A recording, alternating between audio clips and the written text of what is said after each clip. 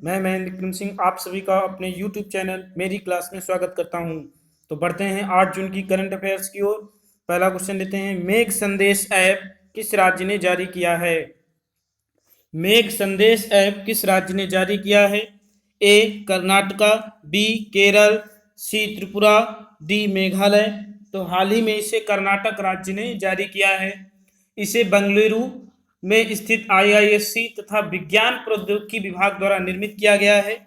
यह बारिश, बाढ़, तूफान के अलर्ट पर पूर्वानुमान देगा। तो इम्पोर्टेंट है, मेघ संदेश ऐप किसने जारी किया? कर्नाटक सरकार ने जारी किया है। इसे किसकी मदद से बनाया गया? आईआईएससी बेंगलुरु तथा विज्ञान प्रौद्योगिकी संस्थान द्वारा इसका निर्माण किया गया है। तो कर्नाटक ने इसको बनाया है। कर्नाटक को आप मैप में देख लीजिए, यह है आपका कर्नाटक। कर्नाटक की बात करें तो कर्नाटक के मुख्यमंत्री वर्तमान समय में बी एस येदियुरप्पा हैं। कौन है? तो बी एस येदियुरप्पा कर्नाटक के मुख्यमंत्री हैं। यहाँ के सीएम वाजुभाई आरवाला हैं। कौन है? वाजुभाई आरवाला हैं। कल ही आपको बताया गया था, इस तरफ आपका अरब सागर, ये आपका इधर बंगाल की खाड़ी है और नीचे का हिस्सा हिंद महासागर कहलाता है। तो ये कल आपको बताया गया कि पहला ई अपशिष्ट रिसाइकिल हब जो अत्याधुनिक सुविधाओं से युक्त है वो कहाँ पर बनाया गया है? तो वो कर्नाटक के बेंगलुरु शहर में निर्मित किया गया है। कल आपको बताया गया था, करंट का था, कि देश का पहला ई अपशिष्ट अत्याधुनिक रिसाइकिल हब कहाँ बनाया गया है? तो कहाँ पर बनाया गया है? बेंगलुरु में बनाया गया है। स्वास्थ्य रजिस्टर अभी हाल ही में आया था, स्किल रजिस्टर, हेल्थ रजिस्टर का निर्माण किसने किया है? तो हिमाचल प्रदेश ने किया है। सभी लोगों का इसमें डाटा एकत्र किया जाएगा, राज्य के सभी लोगों को स्वास्थ्य सुविधाएं प्रदान करने के लिए। तो 2 योजनाएं आ गई। कौन सी? प्रथम, ई अपशिष्ट साइकिल अत्याधुनिक सुविधाओं से युक्त बेंगलुरु में स्थापित किया। पूरे राज्य के लोगों के लिए स्वास्थ्य रजिस्टर कार्यक्रम शुरू किया। और तीसरा, ये मेघदूत संदेश ऐप जारी किया है जिसके द्वारा बाढ़, बारिश, तूफान पूर्वानुमान मौसम का लगाया जाएगा।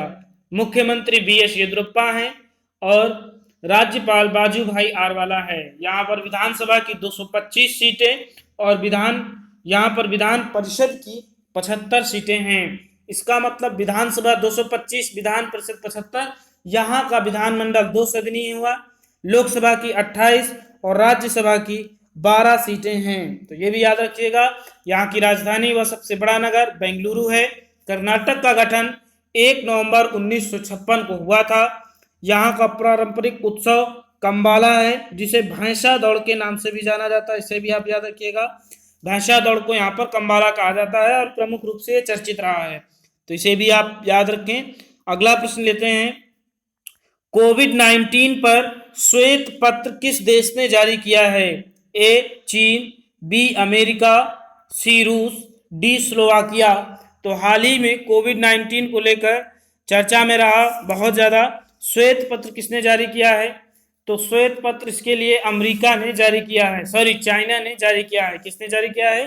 तो चाइना ने इसके लिए श्वेत पत्र जारी किया है और इसमें उसने अपने आप को, स्वयं को, कोरोना के कारण जो संक्रमण फैला उसमें निर्दोष बताया है। और उसने ये भी बताया कि पहला कोरोना का जो मरीज था, कोरोना का पहला मरीज 27 दिसंबर को सामने आया था। कब आया? तो 27 दिसंबर को कोरोना का पहला मरीज वुहान शहर में दर्ज किया गया था, लेकिन इसके मानव में संक्रमण फैलने की जानकारी 19 जनवरी को हुई थी। कब हुई? 19 जनवरी को मानव से मानव में फैलने की जानकारी हुई थी, जबकि पहला केस इसका 27 दिसंबर को वुहान शहर में दर्ज किया गया था। इस श्वेत पत्र में चीन ने स्वयं को निर्दोष बताया है। तो ये इंपॉर्टेंट है क्योंकि हाल ही में अमेरिका ने इस पर, ऑस्ट्रेलिया ने दबाव बनाया था, जांच करने की भी यहाँ पर मांग की थी। तो इस समय श्वेत पत्र जारी कर दिया है चीन ने। चीन की बात करें तो ये एशिया महाद्वीप के पूर्व में स्थित है। कहाँ पर स्थित है? तो ये एशिया महाद्वीप के पूर्व में स्थित है। 22 प्रांतों वाला यह देश में 18% के आसपास बौद्ध रहते हैं। यहाँ की भाषा मंदारिन है जो दुनिया में सबसे ज्यादा बोली जाती है। प्रमुख रूप से यहाँ पर 4 आविष्कार भी हुए हैं: कागज, कंपास, बारूद, मुद्रण ये प्रमुख रूप से चाइना की देन है। फिर सुनिए, कागज, कंपास, बारूद, मुद्रण ये चीजें चाइना ने दी थी। भाषा यहाँ की मंदारिन है जो दुनिया में सबसे ज्यादा बोले जाने वाली भाषा है। 22 प्रांतों वाला यह देश एशिया के पूर्व में स्थित है। कहां पर स्थित है? एशिया के पूर्व में स्थित है। चाइना ने हाल ही में डब्ल्यूएचओ को 2 बिलियन अमेरिकी डॉलर सहायता देने की बात भी कही थी। कितनी? 2 बिलियन डॉलर अमेरिकी सहायता देने की बात भी कही थी। चीन का जो मुख्य भाग है उसे हम लोग जनवादी गणराज्य चीन कहते हैं, पीआरसी। पीआरसी के नाम से जाना जाता है उसे, पीपुल्स रिपब्लिक चाइना जनवादी। और जो इसके मुख्य भूमि से हटकर हिस्सा है उसे चीनी गणराज्य के नाम से जाना जाता है, जो अब ताइवान के नाम से जाना जाता है। तो आप ये भी याद रखिएगा। हाल ही में आई रिपोर्ट के अनुसार करंट की बात करें चाइना में, तो 2019 के मुकाबले 20 में इसने अपने रक्षा बजट में 6.6% की बढ़ोतरी की है। ये बहुत इंपॉर्टेंट है, याद रखिएगा कि कितनी बढ़ोतरी कर दी इसने, तो 6.6% की बढ़ोतरी कर दी है। पहले 177 अरब डॉलर था, अब 179 अरब डॉलर इनका खर्च हो गया है। हाल ही में इसने अपने मंगल मिशन का नामकरण किया था, तिहानयेन बन रखा था। डिजिटल करेंसी इसने जारी की है, डीसीईपी डिजिटल करेंसी ईपी इसने जारी कर दी है। यहाँ की राजधानी बीजिंग है। यहाँ की मुद्रा युआन और रेमनबी है। मुद्रा युआन और रेमनबी है, ये भी आप याद रखिएगा। इसने हाल ही में 2 उपग्रह लॉन्च किए थे, सिंगफुन 1, सिंगफुन 2। तो ये आप इनको याद रखिएगा। चाइना से राष्ट्रपति शी जिनपिंग, प्रधानमंत्री ली केकियांग हैं। तो ये प्रश्न रहे आपके चाइना से। तो श्वेत पत्र जारी किसने किया है? चाइना ने जारी किया है। अगला प्रश्न लेते हैं। दिल्ली के पूर्व कमिश्नर वेद माराह का निधन हो गया है। वह किस राज्य के राज्यपाल रहे थे? तो वेद माराह का हाल ही में निधन हो गया था। वो झारखंड और मिजोरम राज्य के राज्यपाल रहे हैं। कहाँ के रहे हैं? तो झारखंड और मिजोरम राज्य के ये राज्यपाल रहे हैं। तो इसे आप याद रखिएगा। मिजोरम से संबंधित एक करंट, बहुत इंपॉर्टेंट करंट आपको बताया गया था, आप उससे कमेंट बॉक्स पर लिखें, जो देश में उससे पहला स्थान प्रदान करता है। अगला प्रश्न है, हाल ही में अमेरिका के किस प्रसिद्ध जिम्नास्ट का निधन हो गया? कुड थॉमस, रूपर्ट हाइन, शेख रियाज, अनिल सूरी। तो ए नंबर ऑप्शन सही है। कुड थॉमस अमेरिका के प्रसिद्ध जिम्नास्ट थे, जो विश्व चैंपियनशिप में स्वर्ण पदक जीतने वाले पहले अमेरिकी थे। तो इसलिए ये बहुत इंपॉर्टेंट हो जाता है। जिम्नास्ट में विश्व चैंपियनशिप में स्वर्ण पदक जीतने वाले ये पहले अमेरिकी थे, जिनका हाल ही में निधन हो गया। रूपर्ट हाइन की बात करें तो इनका भी हाल ही में निधन हो गया है। ये ब्रिटेन के थे, ब्रिटिश फिल्म एकेडमी निर्माता, गीतकार थे, याद रखिएगा। रूपर्ट हाइन का संबंध किस क्षेत्र से था? तो इनका ब्रिटिश फिल्म निर्माता और गीतकार थे, ब्रिटेन के रहने वाले थे। शेख रियाज का भी हाल ही में निधन हुआ था। रेख सियाज इनका नाम था, रियाज शेख।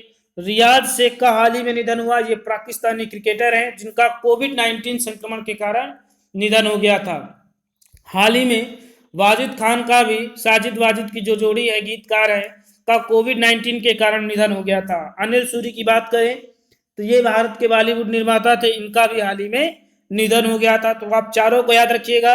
कुड थॉमस प्रसिद्ध जिम्नास्ट, विश्व चैंपियन में स्वर्ण पदक जीतने वाले पहले अमेरिकी थे। रूपर्ट हाइन ब्रिटेन के थे, ब्रिटिश बॉलीवुड निर्माता या फिल्म निर्माता, गीतकार थे।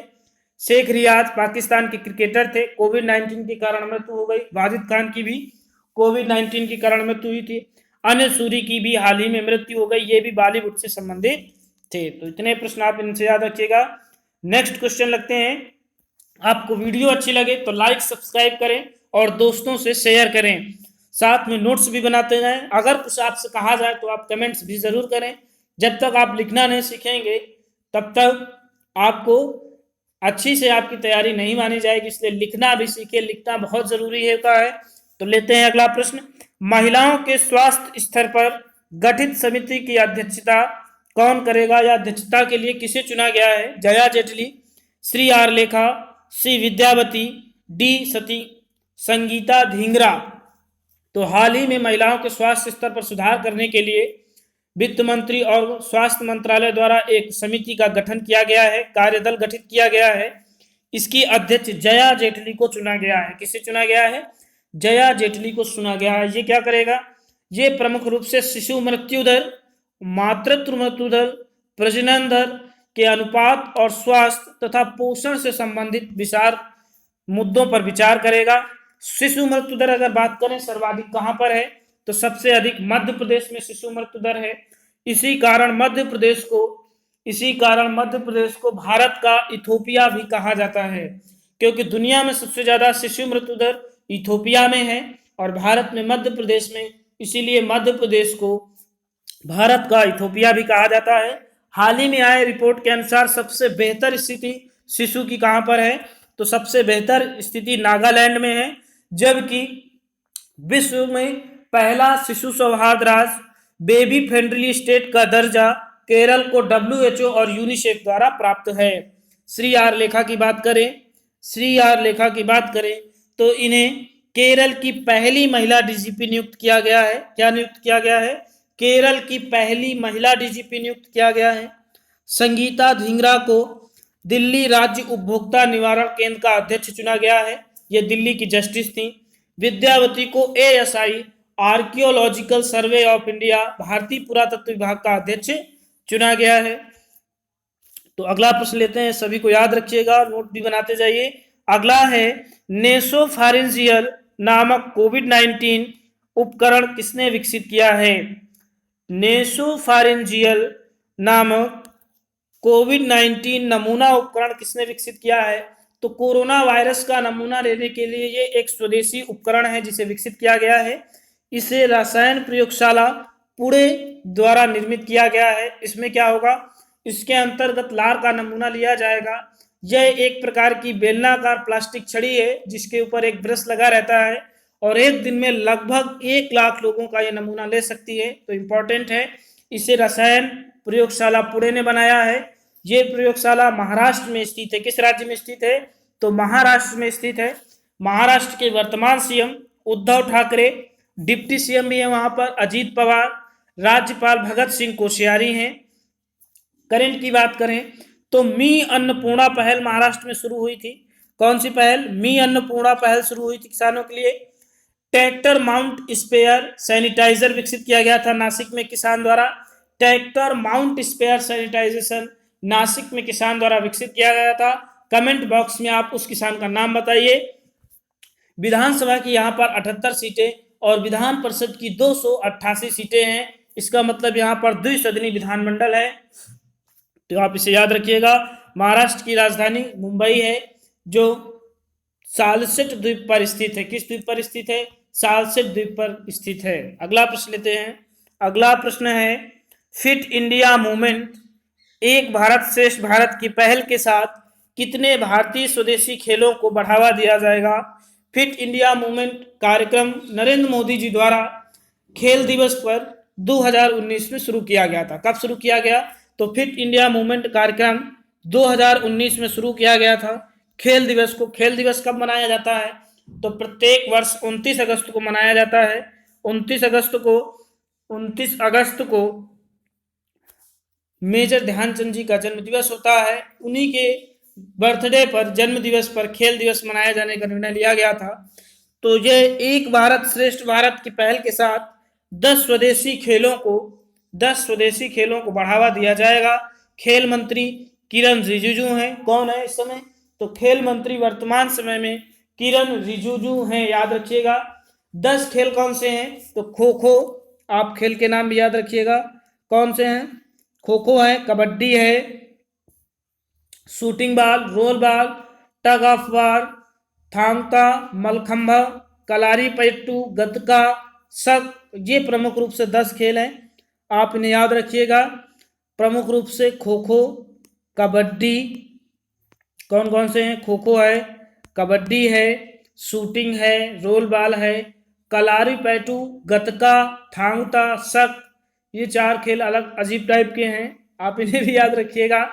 मलखंबा है, कलारी, तो ये 10 खेल हैं जिन्हें इस खेल के तहत क्या करना है? बढ़ावा देना है। तो ये सब इंपॉर्टेंट है, आप इन्हें याद रखिएगा। अगला प्रश्न है world entrepreneur award of the year से किसे सम्मानित किया गया है? ये बहुत इंपॉर्टेंट क्वेश्चन है। World entrepreneur award of the year से किसे सम्मानित किया गया है? यह उद्यमियों को सम्मानित किया जाता है इस सम्मान से। किरण मजूमदार शाह, उदय कोटक, कृष्णमूर्ति, इनमें से कोई नहीं। तो ये किरण मजूमदार शाह को इस अवार्ड से सम्मानित किया गया है। ये बायोकॉन लिमिटेड की कार्यकारी अध्यक्ष हैं या प्रमुख हैं, जिन्हें world entrepreneur world of the year 2020 की उपाधि दी गई और इस सम्मान से सम्मानित किया गया है। 20 इस पुरस्कार के 20 वर्ष के इतिहास में मजूमदार शाह ये पुरस्कार जीतने वाली पहली महिला हैं, जबकि तीसरी उद्यमी हैं। तो 2 लोगों को पहले दिया जा चुका है, महिला के क्षेत्र में पहला है, लेकिन भारत के उद्यमियों में ये तीसरा है। तो सबसे पहले ये उदय कोटक को दिया गया था। किसे मिला था? तो उदय कोटक को दिया गया था। हाल ही में उदय कोटक को CII का अध्यक्ष नियुक्त किया गया है। किसका अध्यक्ष नियुक्त किया गया है? CII का अध्यक्ष नियुक्त किया गया है। इससे पहले ये कोटक महिंद्रा में थे। कृष्णमूर्ति दूसरे नंबर पे थे, इंफोसिस कंपनी के हैं। इन्हें भी ये कृष्णमूर्ति ने नारायण मूर्ति होना चाहिए था, नारायण मूर्ति हैं। इन्हें दूसरे नंबर पर ये दूसरे भारतीय थे जिन्हें वर्ल्ड इंटरप्रेन्योर अवार्ड दिया गया था। तो आप याद रखिएगा, नंबर 1 कोटक, उदय कोटक को मिला था वर्ल्ड प्रेन्योर, दूसरे ऊपर पर नारायण मूर्ति को, और तीसरे नंबर पर ये हैं किरण मजूमदार शाह, लेकिन महिला के क्षेत्र में पहला है। अब इनकी बात कर लेते हैं, किस कंपनी की अध्यक्ष है? तो ये बायोकॉन कंपनी लिमिटेड की अध्यक्ष हैं। कौन सी कंपनी है? बायोकॉन। ये भारत में स्थित कंपनी है, बेंगलुरु में स्थित है और प्रमुख रूप से बायो फार्मास्यूटिकल कंपनी है। बायो फार्मास्यूटिकल कंपनी है। इसकी स्थापना 1978 में हुई थी। इसकी प्रमुख किरण मजूमदार शाह हैं और प्रमुख रूप से यह हृदय रोग, कैंसर, गुर्दा, मधुमेह से संबंधित उत्पादों को बनाती है। तो याद रखिएगा। अगला प्रश्न है, समझौता ज्ञापन निगरानी प्रणाली तंत्र किस राज्य में शुरू किया गया है? इंपॉर्टेंट है ये कि हाल ही में ये निवेश के लिए आकर्षक बनाने के लिए समझौता ज्ञापन निगरानी तंत्र का विकास किया गया है। तो इसकी शुरुआत उत्तर प्रदेश सरकार ने की है। किसने की है?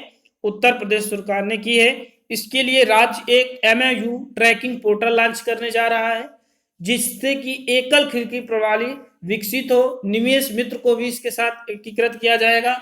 इससे क्या फायदा होगा? जैसे मान लीजिए आप कोई उद्योग के लिए निवेश करते हैं तो एक ही खिड़की में आपके सारे कागज जमा हो जाएंगे और 1 महीने पश्चात आपको सारी चीजें क्लियर करके दे दी जाएगी। आपको अलग अलग विभाग में नहीं जाना पड़ेगा, इसलिए ये कार्यक्रम शुरू किया गया है। उत्तर प्रदेश की बात करें तो हाल ही में इसने herbal road 800 kilometre herbal road विकसित करने का कार्यक्रम शुरू किया था। रोड की दोनों तरफ हर्बल वृक्ष लगाए जाएंगे, जैसे बरगद है, पीपल है, ब्राह्मी है। इस तरह के वृक्षों को इसने लागू करने का कार्यक्रम किया था। हाल ही में 1 लाख बेड तैयार करने वाला ये पहला राज्य बना था। कोरोना बेड या कोरोना की दृष्टि से 1 लाख बेड इसने तैयार किए थे। यूपी ने पहला राज्य था। प्रवासन आयोग यूपी ने शुरू किया था। जियो कम्युनिटी किचन, कोरोना कवच, आरोग्य सेतु ऐप भी लागू किया था। जन सुनवाई पोर्टल शुरू किया। प्रवासी राहत मित्र ऐप भी इसने जारी किया था। वर्चुअल अदालत शुरू करने वाला देश का प्रथम राज्य बना था। यहाँ के मुख्यमंत्री योगी आदित्यनाथ हैं। राज्यपाल आनंदीबेन पटेल। लोकसभा की यहाँ पर 80 सीटें हैं। लोकसभा की यहाँ पर 80 और राज्यसभा की 31 सीटें हैं। विधान परिषद की 100 और विधानसभा की 403 सीटें हैं। दुधवा नेशनल पार्क यहाँ का प्रसिद्ध पार्क है। दुधवा नेशनल पार्क यहाँ का प्रसिद्ध पार्क है। गंगा यमुना यहाँ की प्रमुख नदियां हैं। इसका उच्च न्यायालय प्रयागराज में स्थित है। तो मैं बार बार आपको बताता हूं कि जिन राज्यों का उच्च न्यायालय उनकी राजधानी में स्थित नहीं है, उन्हें आप याद रखें। तो जैसे याद रिपीट करिए मेरे साथ, मध्य प्रदेश की राजधानी भोपाल, परंतु उच्च न्यायालय जबलपुर में स्थित है। राजस्थान की राजधानी जयपुर, परंतु उच्च न्यायालय जोधपुर में स्थित है। उत्तराखंड की राजधानी देहरादून, उच्च न्यायालय नैनीताल में स्थित है। असम की राजधानी दिसपुर, उच्च न्यायालय गुवाहाटी में स्थित है। मिजोरम का भी गुवाहाटी में स्थित है। तो आप ये भी याद रखिएगा। छत्तीसगढ़ की राजधानी रायपुर, परंतु बिलासपुर में उच्च न्यायालय स्थित है। तो ये आप उच्च न्यायालय भी याद रखिएगा। तो ये उत्तर प्रदेश से संबंधित प्रमुख बातें थी। अगला प्रश्न लेते हैं। अगला प्रश्न है, तो विश्व कीट दिवस कब मनाया जाता है? 6 जून, 7 जून, 8 जून, 9 जून। तो ये 6 जून को विश्व कीट दिवस मनाया जाता है। कीटों से बहुत सारी जैसे रेशम कीट से कीट को बनाया जाता है, तो रेशम उससे तैयार होता है। तो आप इसमें ज़्यादा कुछ नहीं, केवल आप इतना ही याद रखिए कि ये कब मनाया गया था। तो ये कब शुरू किया गया था? 6 जून को विश्व कीट दिवस प्रत्येक वर्ष मनाया जाता है। अगला प्रश्न ले लेते हैं। अगला प्रश्न है, हाईएस्ट पेड सेलिब्रिटीज 100 में शामिल एकमात्र भारतीय कौन है? ये इंपॉर्टेंट है। हाल ही में फोर्ब्स नामक पत्रिका ने हाईएस्ट पेड 100 सेलिब्रिटीज की एक सूची जारी की थी, जिसमें एकमात्र भारतीय अक्षय कुमार शामिल हैं, जिन्हें 52वां स्थान प्राप्त हुआ है। कौन सा स्थान प्राप्त हुआ है? तो 52वां स्थान प्राप्त हुआ है। और पहला स्थान अगर बात करें तो काइली जेनर पहले स्थान पर हैं। किस स्थान पर हैं? तो दोनों को ही आपको याद रखना है कि पहले स्थान पर हाईएस्ट पेड कौन है? तो काइली जेनर है। और भारत की ओर से कौन है? तो भारत की ओर से अक्षय कुमार है। इन्हें कौन सा स्थान मिला है? तो 52वां स्थान मिला है। फोर्ब्स की बात करें तो ये इस पत्रिका की शुरुआत सितंबर 1917 में हुई थी। इसका मुख्यालय न्यूयॉर्क में स्थित है। यह एक साप्ताहिक पत्रिका है। और इसकी शुरुआत कब हुई? तो सितंबर 1917 में हुई थी और इसका मुख्यालय न्यूयॉर्क में है। तो ये भी आप याद रखिएगा फोर्ब्स से। अगला प्रश्न लेते हैं, दुनिया का सबसे बड़ा स्टेशन हुबली किस राज्य में बनेगा? 1400 मीटर इसकी लंबाई होगी और ये हुबली स्टेशन आपका कर्नाटक में बनेगा। कहाँ पर बनेगा? तो ये कर्नाटक राज्य में बनाया जा रहा है, इसे आप याद रखिएगा। कर्नाटक की बात करें, अभी रिवीजन कर लेते हैं। राज्यपाल वाजूभाई आरवाला, मुख्यमंत्री बीएस येदियुरप्पा, विधानसभा की 225, विधान परिषद की 75, लोकसभा की 28 और राज्यसभा की 12 सीटें यहाँ पर हैं। कर्नाटक ने स्वास्थ्य रजिस्टर कार्यक्रम शुरू किया। बेंगलुरु में पहली ई अपशिष्ट रिसाइकलिंग अत्याधुनिक सुविधा केंद्र स्थापित किया। सबसे बड़ा नगर राजधानी बेंगलुरु भैंसा दौड़ कंबाला के नाम से जाना जाता है। और कर्नाटक का गठन 1 नवंबर 1956 को हुआ था। अगला प्रश्न है, विश्व तीरंदाजी चैंपियनशिप 2020 को स्थगित किया गया। यह किस देश में होनी थी? A America, B Belarus, C Brazil, D Argentina. तो इसका आयोजन अमेरिका में होना था, जिसे स्थगित कर दिया गया है। इसे क्या कर दिया गया है? स्थगित कर दिया गया है। इसका आयोजन सितंबर 2020 में अमेरिका के यांकटन में होना था। कहाँ होना था? अमेरिका के यांकटन में इसका आयोजन होना था। तो आप इसे याद रखिएगा, यांकटन में ये होनी थी प्रतियोगिता, जिसको निरस्त कर दिया गया है या स्थगित कर दिया गया है। अमेरिका की बात करें तो राजधानी वाशिंगटन डीसी है। 50 प्रांतों वाला यह देश उत्तरी अमेरिकी महाद्वीप में स्थित है। इसके यह मैक्सिको और कनाडा के मध्य में स्थित है। आप ये भी याद रखिएगा। राष्ट्रपति डोनाल्ड ट्रंप, उपराष्ट्रपति माइक पेंस है। हाल ही में इसने डब्ल्यूएचओ से सारे संबंध इसने तोड़ दिए। तो आप ये भी याद रखिएगा। हाल ही में एक अफ्रीकी अश्वेत के कारण यहाँ पर काफी हिंसात्मक घटनाएं हुई। फ्लॉयड नामक एक अफ्रीकी अश्वेत की श्वेत पुलिस कर्मी द्वारा मृत्यु हो गई थी। इसलिए यहाँ पर एंटीफा नामक एक आंदोलन था, जिसे आतंकवादी संगठन भी घोषित किया गया है। तो आप ये भी याद रखिएगा। अगला प्रश्न है, विश्व खाद्य दिवस कब मनाया जाता है? ये इंपॉर्टेंट है। खाद्य दिवस यानी खाद्य संरक्षण की बात करता है, पूरे विश्व को उत्तम पोषण की बात करता है और गरीबी दूर करने के लिए कार्य करता है, लोगों को खाद्य सुविधा उपलब्ध कराता है। तो ये बहुत इंपॉर्टेंट है। ए 7 जून, बी 5 जून, सी 1 जून, डी 15 जून। तो 2018 में FAO ने इसकी शुरुआत की थी। किसने शुरू की? FAO, food and agriculture organization, खाद्य एवं कृषि संगठन ने इसके सहयोग से विश्व खाद्य दिवस मनाया जाना शुरू हुआ। पहला खाद्य दिवस 7 जून 2019 को मनाया गया था। तो ये कब मनाया जाता है? 7 जून को मनाया जाता है। 2019 में जब मनाया गया तो इसकी थीम याद रखिएगा, क्योंकि इस बार कोई थीम नहीं दी गई। 2019 में इसकी theme food safety everyone business क्या था? फूड सेफ्टी एवरीवन बिजनेस था। FAO की बात करते हैं तो इसकी स्थापना 16 अक्टूबर 1945 को हुई थी। कनाडा में हुई, परंतु इसका मुख्यालय इटली की राजधानी रोम में स्थित है। फिर से सुनिए, इसकी स्थापना 16 अक्टूबर 1945 को कनाडा में हुई थी। कहाँ हुई? कनाडा में हुई, परंतु मुख्यालय कहाँ है? इसका मुख्यालय रोम इटली की राजधानी में स्थित है। वर्तमान समय में 197 इसके सदस्य हैं। कितने सदस्य हैं? तो 197 सदस्य हैं।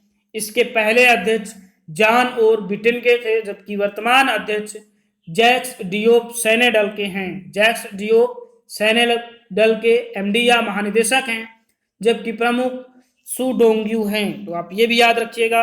अगला प्रश्न लेते हैं। वीडियो अच्छी लगे तो लाइक और सब्सक्राइब करना ना भूले। ये एफओ का लोगो है, चित्र है। फिएट पेनिस जो इसका मोटो लिखा है, इसका मतलब है कोई भूखा ना रहे। तो आप इसके भी देख लीजिए। अगला प्रश्न है, चेन्नई के 13 वर्षीय एम नेत्रा को किसने गुडविल एम्बेसडर बनाया है? ये भी इंपॉर्टेंट है कि चेन्नई की 13 वर्षीय एम नेत्रा को किसने अपना गुडविल एम्बेसडर बना लिया है? तो यूनिसेफ, यूनेस्को, यूएनएडीएपी, यूनेप। तो इसे यूएनएडीएपी ने अपना गुडविल एम्बेसडर चुना है। ये चेन्नई की रहने वाली है, 13 वर्षीय हैं। इन्हें यूएनओ सम्मेलनों, सिविल सोसाइटी मंचों पर और सांस्कृतिक कार्यक्रमों पर जो जिनेवा में आयोजित होने हैं में बोलने का अवसर दिया जाएगा। इन्होंने 5 लाख रुपए अपनी पढ़ाई से वर्तमान समय की परिस्थितियों को देखते हुए कोविड-19 के कारण गरीब बच्चों के खाने में दिया था, इसी कारण ये चर्चा में रही। यूएनएडीएपी की बात करें तो United Nations association development and peace इसका पूरा नाम है। इसकी स्थापना यूएनडीपी के नाम से भी जानते हैं, 1965 में हुई थी, जिसके अध्यक्ष अचीन मेयर हैं। ये भी आप याद रखिएगा। यूनिसेफ का मुख्यालय पेरिस में, जबकि यूनेस्को का मुख्यालय न्यूयॉर्क में स्थित है। ये भी आप रखिएगा। यूएनईपी ये पर्यावरण के क्षेत्र में काम करती है। यूनाइटेड नेशन एनवायरनमेंट प्रोग्राम इसका पूरा नाम है। तो चेन्नई ये तमिलनाडु की रहने वाली हैं और इनको गुडविल एम्बेसडर चुन लिया गया है। तमिलनाडु की बात करें तो हाल ही में सेतुकराई एक स्थल है यहाँ पर, वहां से बैंड टेल स्कॉर्पियन फिश मिली थी। कौन सी fish? Band tail scorpion fish मिली थी सेतुकराई तट पर। और पुंक्टियस नामक मछली, 2 मछलियां यहाँ से मिली हैं जो इंपॉर्टेंट हैं, इन्हें आप याद रखिएगा। मुख्यमंत्री के पलानीस्वामी, राज्यपाल बनवारी लाल पुरोहित हैं। विधानसभा की यहाँ पर 235 सीटें हैं, लोकसभा की 39 और राज्यसभा की 18 सीटें हैं। तमिलनाडु का प्रसिद्ध कटाई पर्व पोंगल है। कौन सा है? पोंगल। और ओणम, 2 बहुत पूछे जाते हैं। ओणम आपका केरल का है, पोंगल तमिलनाडु का है। भारतनाट्यम यहाँ का प्रसिद्ध शास्त्रीय नृत्य है। मीनाक्षी मंदिर, बृहदेश्वर मंदिर, मदुरई का मीनाक्षी मंदिर, तंजौर का बृहदेश्वर मंदिर, कांचीपुर का कैलाश मंदिर विश्व प्रसिद्ध मंदिर हैं। जल्लीकट्टू यहाँ का पारंपरिक उत्सव सांडों की लड़ाई से संबंधित है, जबकि कम्माला कर्नाटक का भौसा दौड़ से संबंधित है। तो इन्हें भी आप याद रखिए। साथ में वीडियो अच्छी लगे तो लाइक और सब्सक्राइब करना ना भूलें। नोट्स जरूर बनाएं, दोस्तों को शेयर करें। आज के लिए इतना ही रखते हैं।